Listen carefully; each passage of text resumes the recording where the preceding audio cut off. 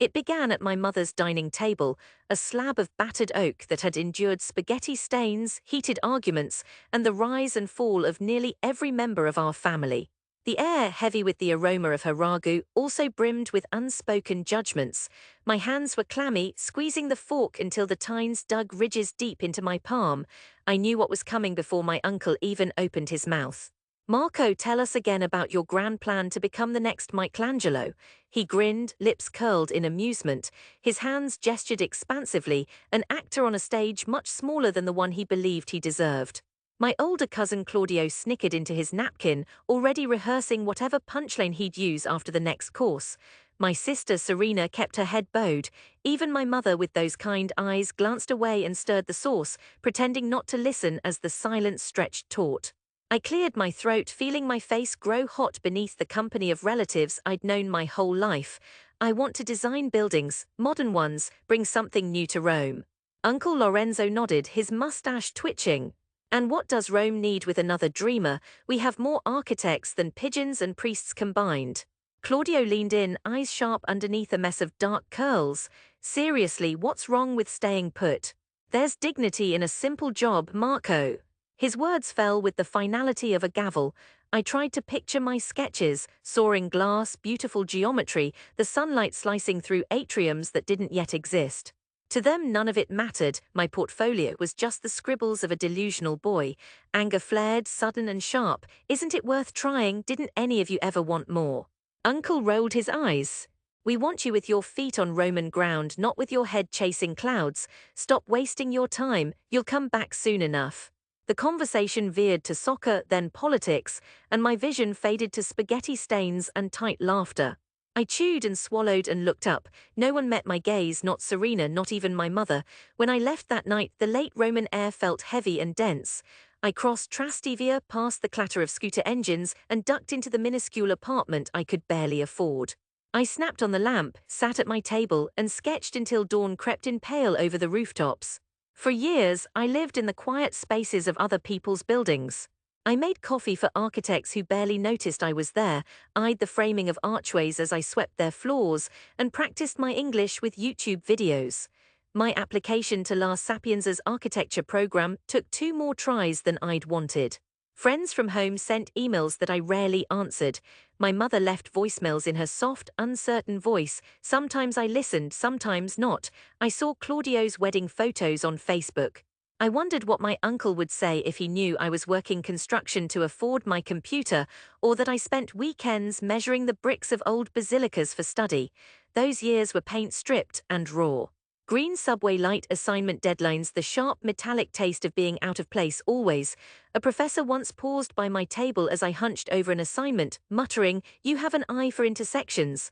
For months, I carried that sentence like a talisman. There were nights I nearly gave up. Sometimes the ridicule from home echoed in the lonely tick of my radiator, but I never stopped drawing. On certain evenings, as the moon slanted through my window, I'd hear the thrum of the city, the symphony of dreamers, fools, and believers. My heart learned to find peace somewhere between bitterness and hope. 4 years in, I finished my degree. The next step was trickier: no fame, no grand commissions, only tiny projects with limited funds. A storefront renovation, a cafe's tiny courtyard, my big ideas squeezed into shoebox spaces. But I kept working, drafting, redrawing, accepting rejection with a shrug, celebrating small victories with a glass of cheap wine. I learned to accept serenity as a discipline rather than a gift. The turn came quietly. My portfolio, a mid-century rectangle of afternoons and sleepless nights, landed in the hands of a visiting architect from Milan. He called, his voice flat with the fatigue of talent scouting. "We have an opening, it's not much, but I'd like to see what you can do." In Milan, I learned what it was to be the youngest in the room, to speak when spoken to, and to back up every vision with 3 lean proposals. My supervisor, Martina Rossi, taught me not to apologize for my ideas. She walked through every model critique with a mathematician's precision, then looked at me with hard eyes and asked, "Why should this exist?" I learned to defend my answers.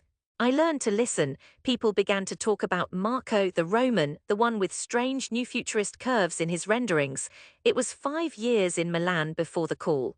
My old professor at La Sapienza remembered one of my thesis designs, an outlandish idea to rethink Piazza Vittorio's lost, unloved corners. The city council has a competition, a new arts centre for the Esquilino. They want to see your drawings. The brief was public, anyone could enter, but stakeholders would weigh innovation and integrate Roman context.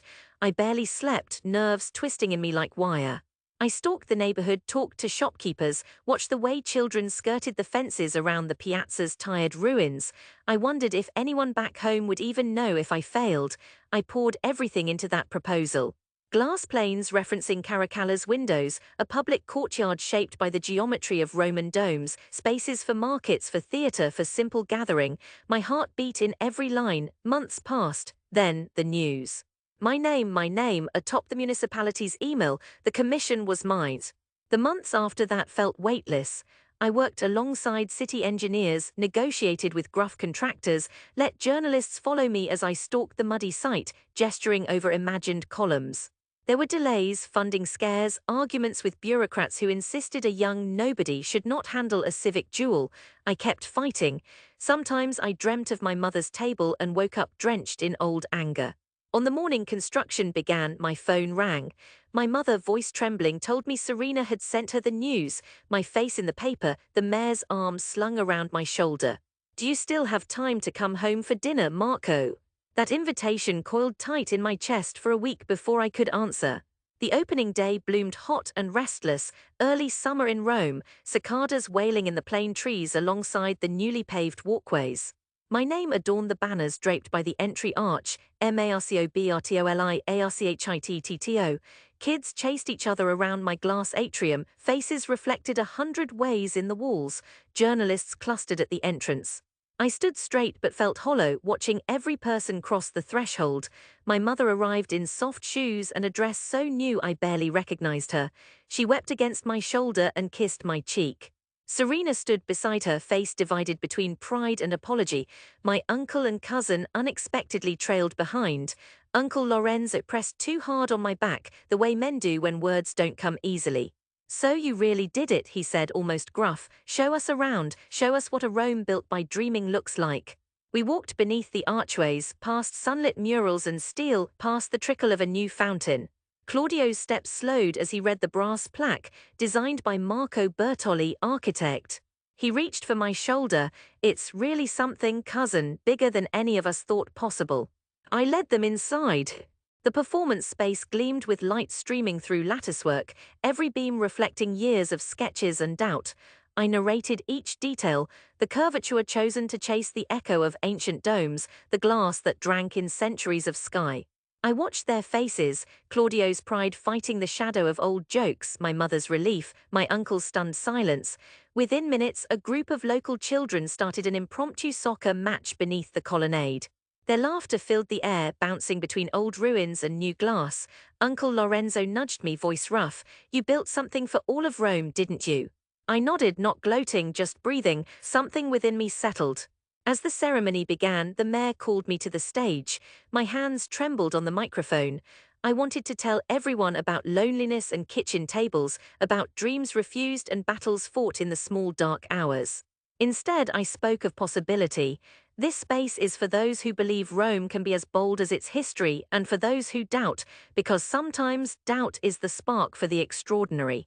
I watched the crowd, hundreds of faces, old neighbors and new dignitaries, family in the front row. Anger had once driven me, but now, standing beneath the shadow of my own creation, I felt peace, deep and unmoving. The pain of rejection faded beneath the gravity of all I had made real. After the applause, as the sun set behind the scaffolding, I walked my family home through the city's noisy chestnut lanes. My mother slipped her arm through mine, and I felt the quiet thrum of belonging. Uncle Lorenzo squeezed my other arm, whispering, "When's dinner at our place, Marco? We can finally brag about you now." I laughed, free and whole for the first time. Rome's golden light skipped off the new walls behind us. I was home, no longer the dreamer scorned at the table, but a builder who had shaped something lasting from the stones of rejection. The city welcomed me just as I was, and for the first time my dreams felt possible, because I had built them with my own hands for all to see.